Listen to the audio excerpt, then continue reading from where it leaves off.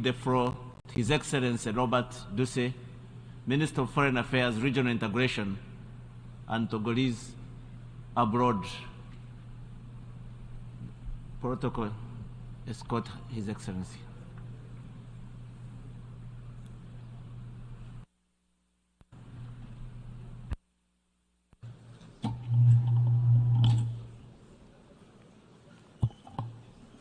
Monsieur le Président, President of the General Assembly, ladies and gentlemen, heads of state and government, Secretary General, sir, distinguished guests, ladies and gentlemen.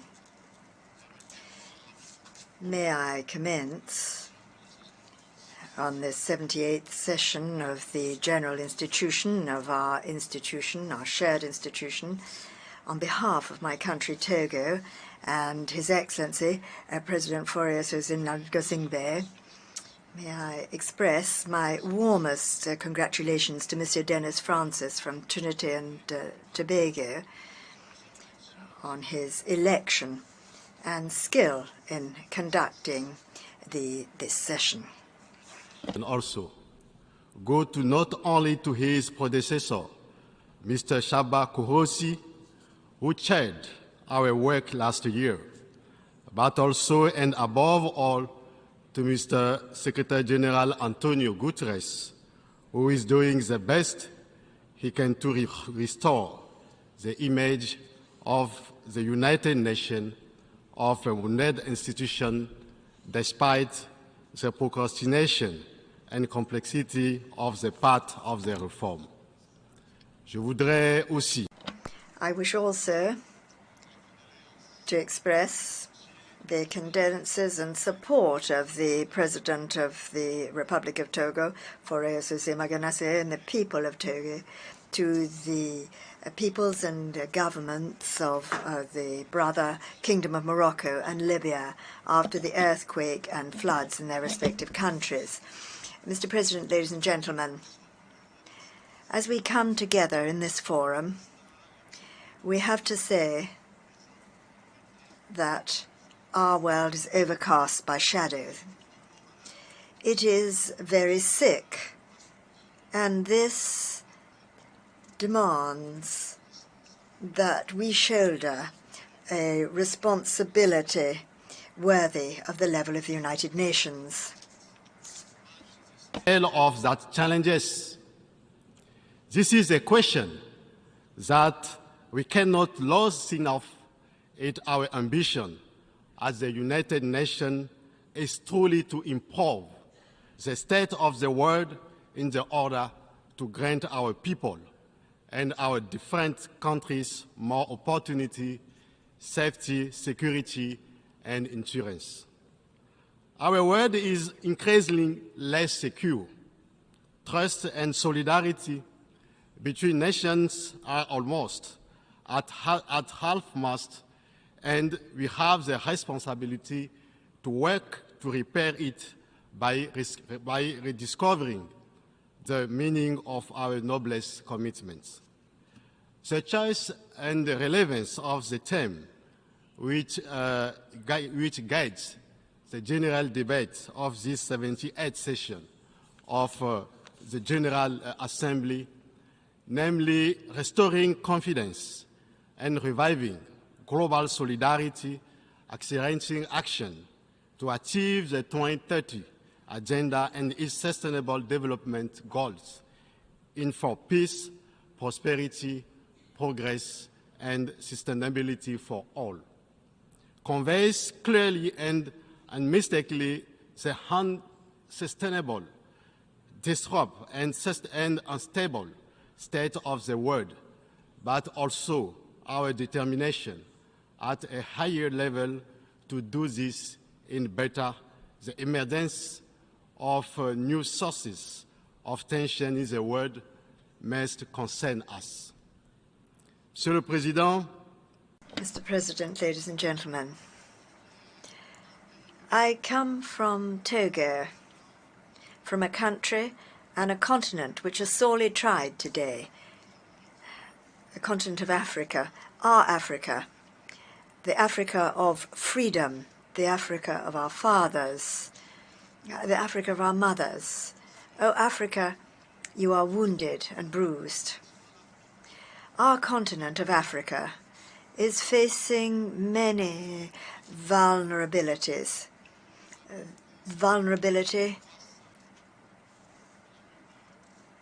because of a lack of income, vulnerability because of a low level of development, vulnerability given major health crises, vulnerability attributable to the effects of climate change, vulnerability due to the disruption of global food supply chains, vulnerability due to the invasion of African cyberspace by cyber criminals and disinformation, vulnerability because of recurrent armed conflict and ongoing wars, vulnerability because of the international terrorism on the continent, which threatens international peace and stability.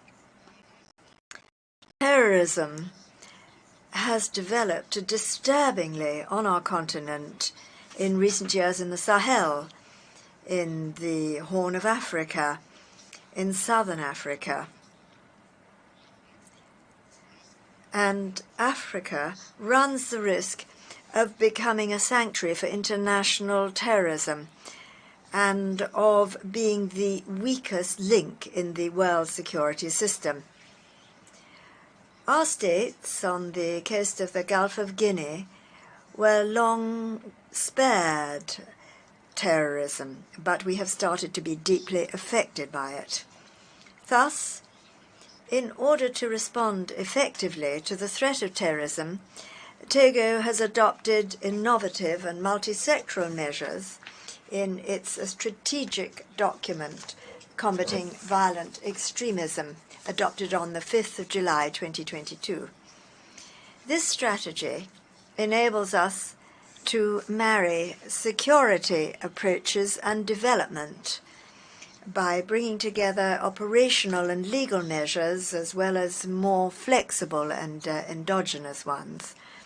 It takes into account the emergency program for the Savannah region. The global cost of this is more than $324 million to carry out several projects by 2025 in the sectors of water, energy, health, infrastructure, education, and agriculture. This is the place to express the gratitude of the government of Togo to all our partners in the combat against terrorism, and also to urge a constant strengthening of the various partnerships to put an end to insidious terrorism. Given the many situations of vulnerability and crises affecting Africa, which basically don't spare any country on the continent, the government of Togo, for itself, is working to drive forward the development agenda by means of an ambitious roadmap 2020 to 2025.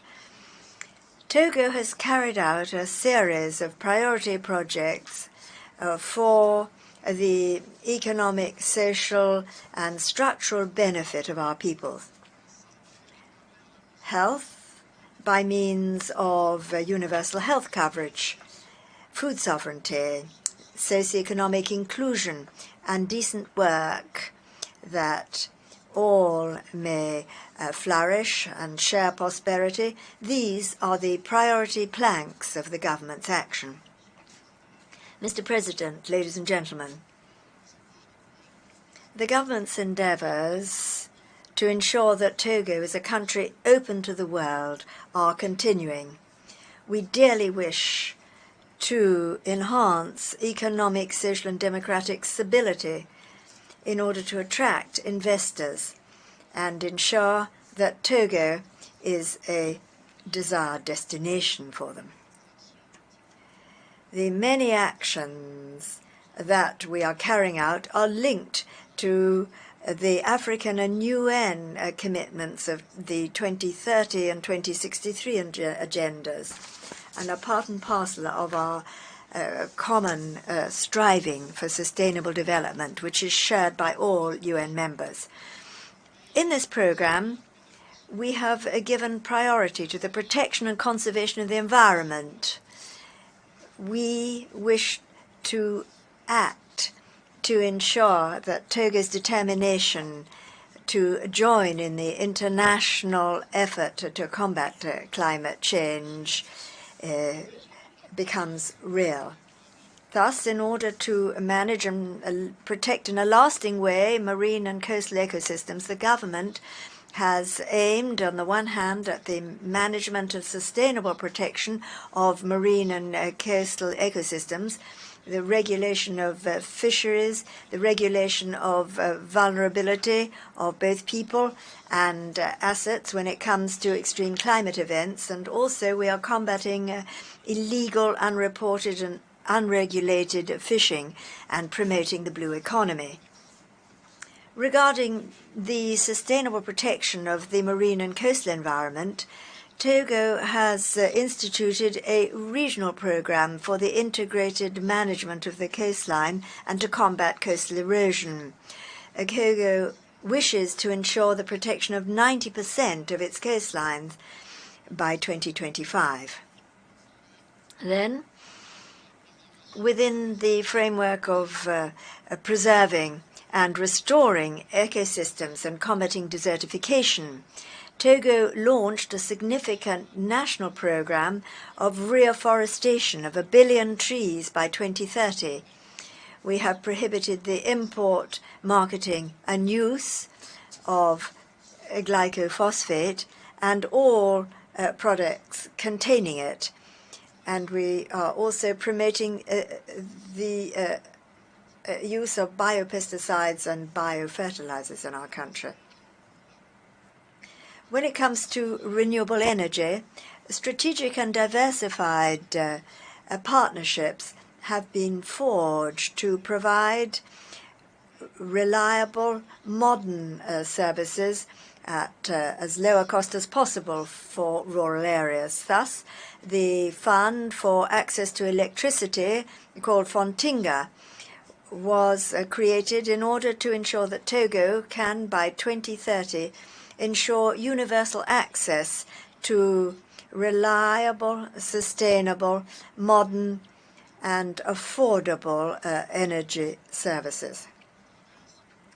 By means of the CISO project, solar energy kits have been provided to vulnerable rural peoples throughout our country.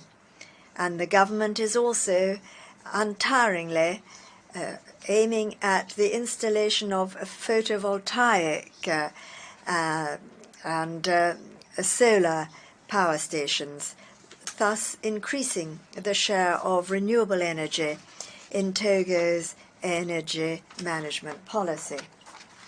Mr. President, we wish to commend the commitments entered into and the announcements made during the course of the COP27, particularly the creation of a specific fund to finance the losses and damages affected by vulnerable countries severely affected by climate disasters. This is a major stride forward when it comes to the climate justice that developing countries so much wish to see. However, we must strive to reduce greenhouse gas emissions and the use of fossil fuels inter alia.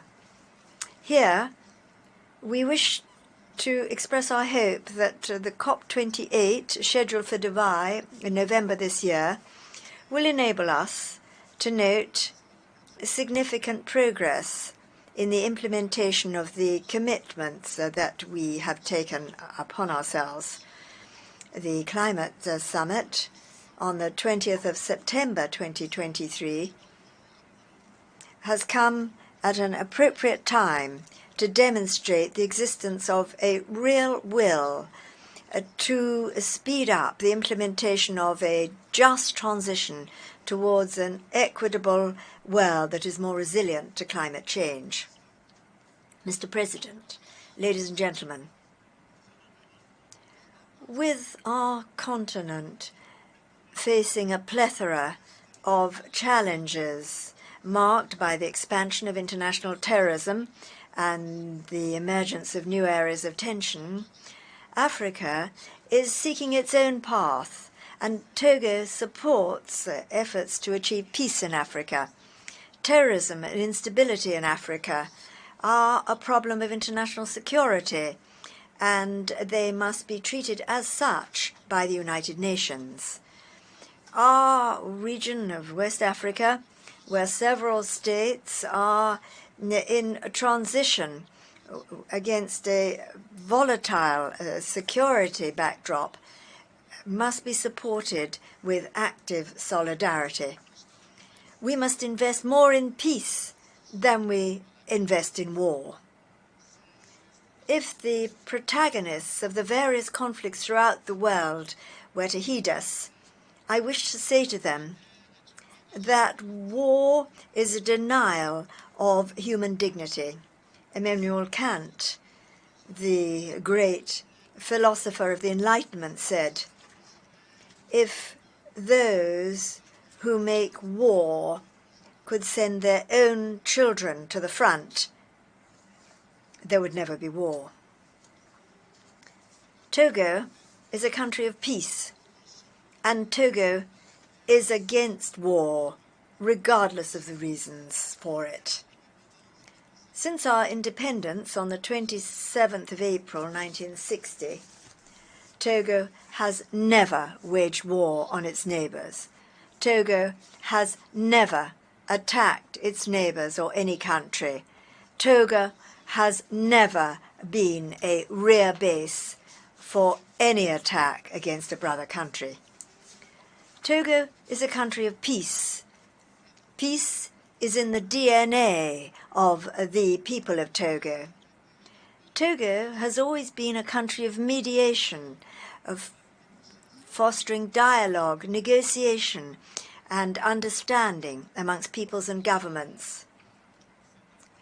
The 6th of January this year, 49 soldiers from Côte d'Ivoire were freed thanks to the mediation of the President of the Republic of Togo, Faure Sese-Magasingbe, putting an end to the tension between the governments of Côte d'Ivoire and Mali. Togo has hosted several negotiations for peace, and we can mention Chad in 1982, Sierra Leone in 1991, Liberia in 1991, Côte d'Ivoire in 2000, etc., etc. We call for de-escalation and the cessation of hostilities in the various hotspots throughout the world, and in particular in West Africa. Africa has suffered too much from war, and a minimum sense of responsibility should convince us to invest in prevention and the peaceful resolution of conflict.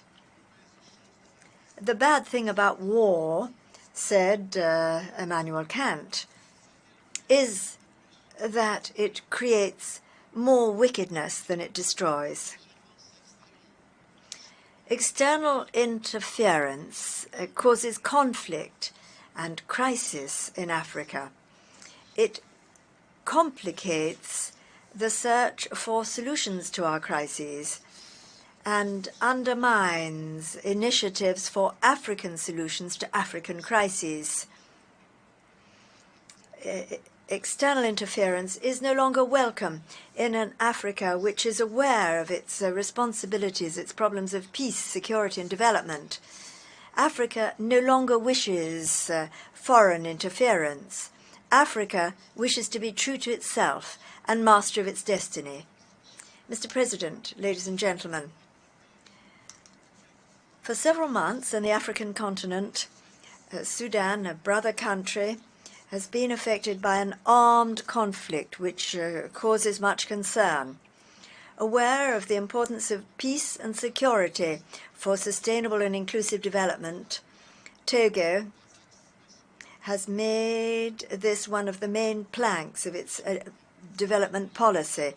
And under the aegis of the President of the Republic, Faure Sesema-Gassinge, we hosted a consultative dialogue in July this year in Lomé between the political and military leaders in Darfur in order to make a contribution to the resolution of the conflict in Sudan.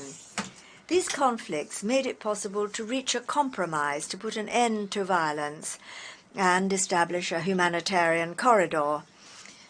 In order fully to execute the commitments entered into in Lomé to relieve the suffering of civilian populations, we urge the parties to the conflict in Sudan to choose dialogue and consultation rapidly to settle the differences for the greater interest of Sudan.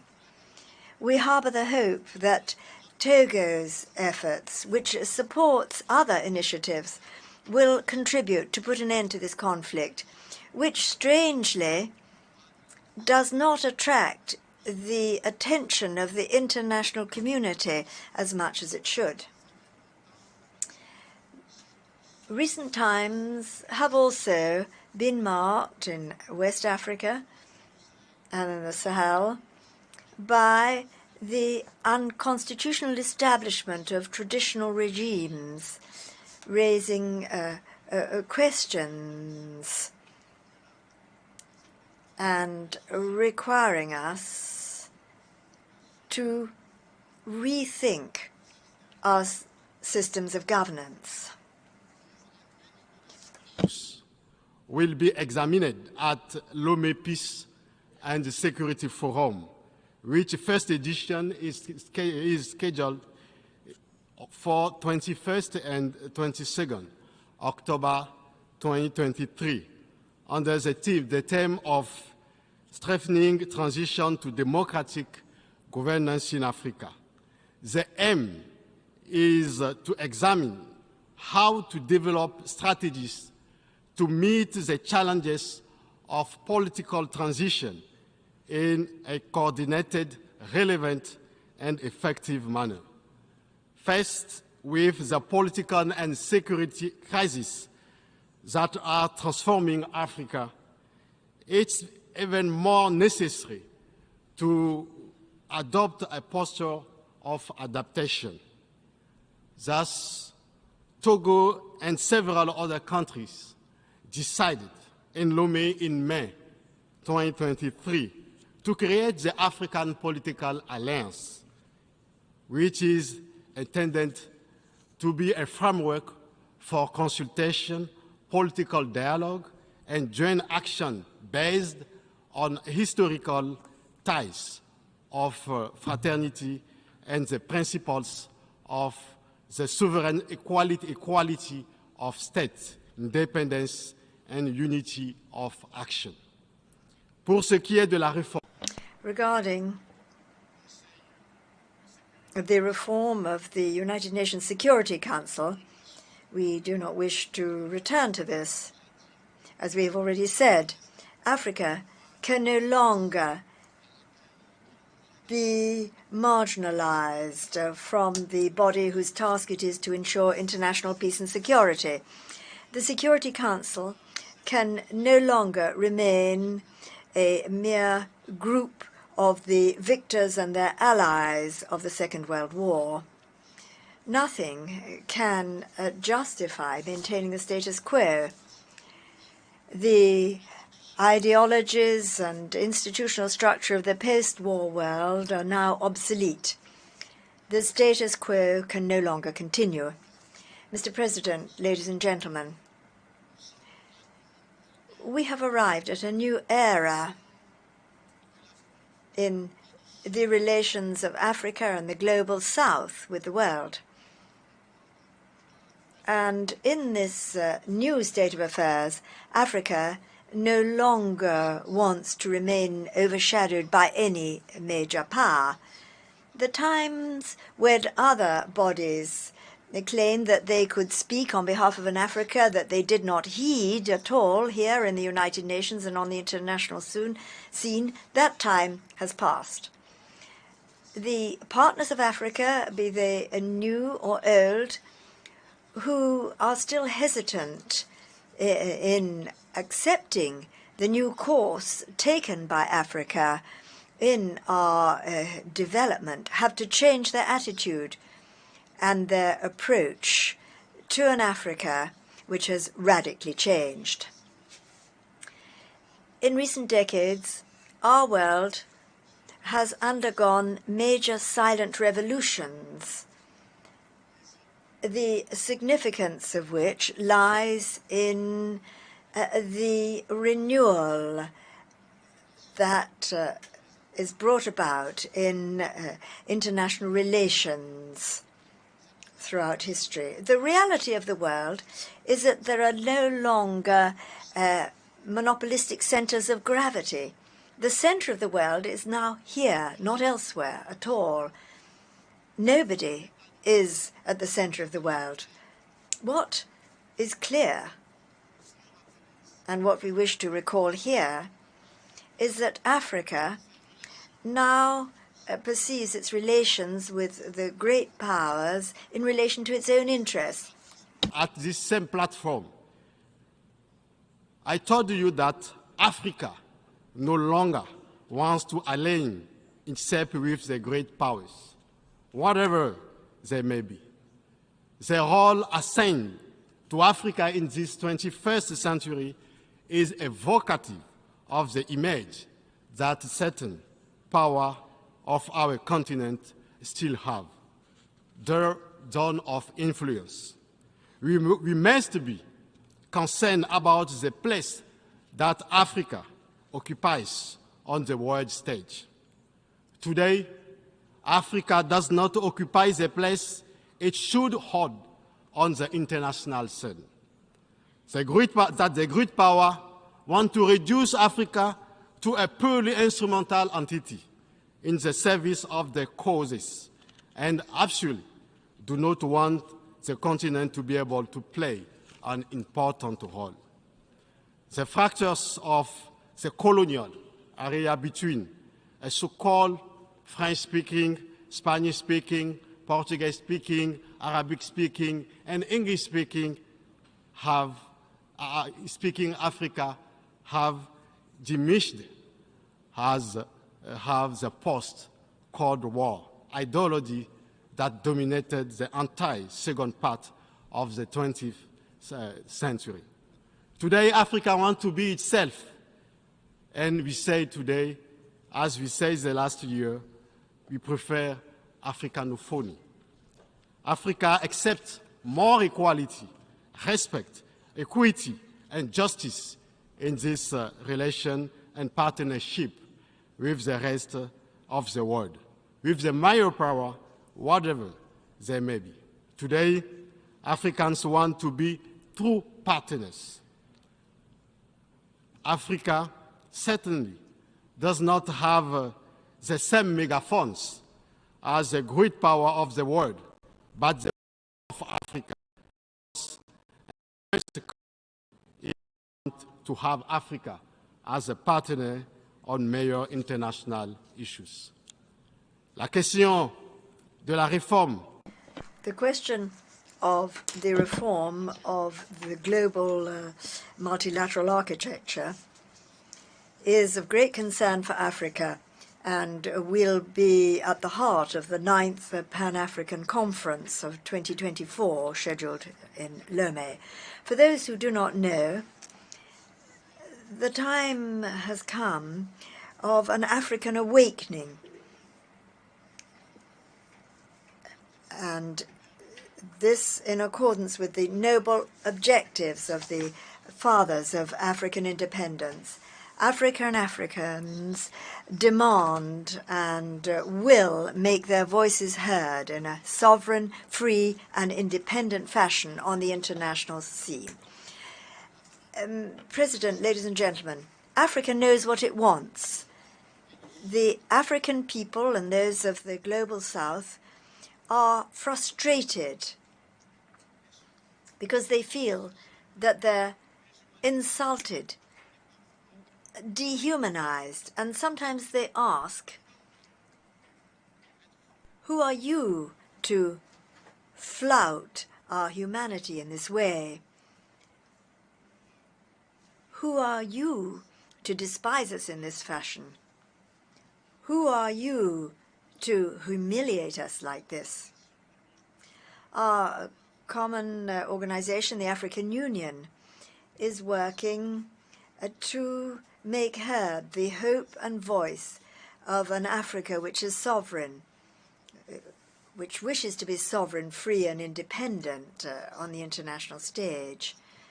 But we're also working within the framework of the African Political Alliance, launched in Lomé in Togo.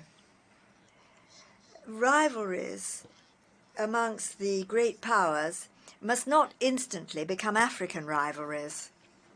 For we, as African nations, the challenge is to avoid taking sides in rivalries which are not ours. We have to fight our own battles, which are, inter alia, combating neocolonialism, combating poverty, bringing about the industrialization of our continent and economic prosperity, achieving peace, combating de-Africanization in Africa, and fighting for an African renaissance and dignity, the struggle to shake off any foreign yoke definitively, committing ourselves to achieve better representation of our continent amongst the family of nations and continents. Our combats are not those of the West nor of the East, even less are they of any shore or part of the world. We have to focus on our current, our own battles and those to come. International politics cannot be reduced to a divided arena where you have to side with one camp against another.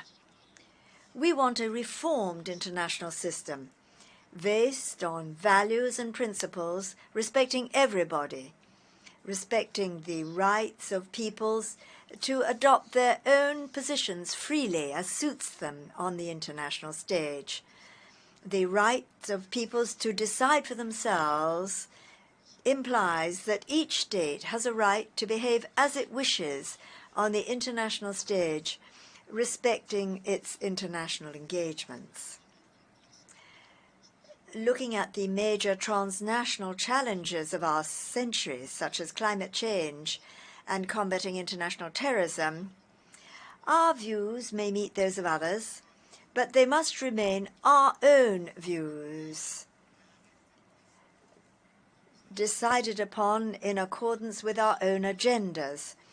It is no longer a question for the Africa that we want to see to be relegated to the background as the world develops.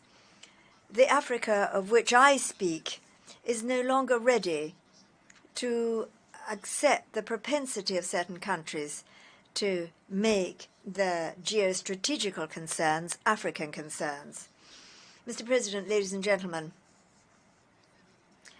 the challenges of our world are indeed great, and the new African positions regarding external relations express the dynamic of renewal and a change of paradigm. The time has come for an African and Pan-African awakening when our continent is aware of itself and its internal responsibilities as well as those to the rest of the world. Africa needs a partnership that respects the dignity of each and every one. We want to be your partners and not your subjects. We want to serve our peoples and not to serve foreign interests. This new movement is not, we repeat, is not aimed against anyone. It is the expression of a new Africa, of an African Africa, an Africanophone Africa, which wants to be free, sovereign, independent, and master of itself. So, for African youth, it is clear, these words are clear. We are weary by paternalism.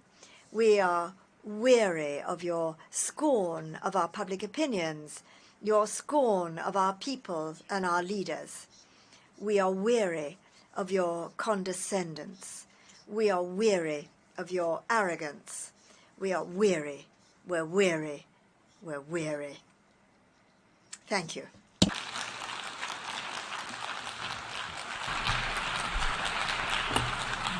I thank the Minister of Foreign Affairs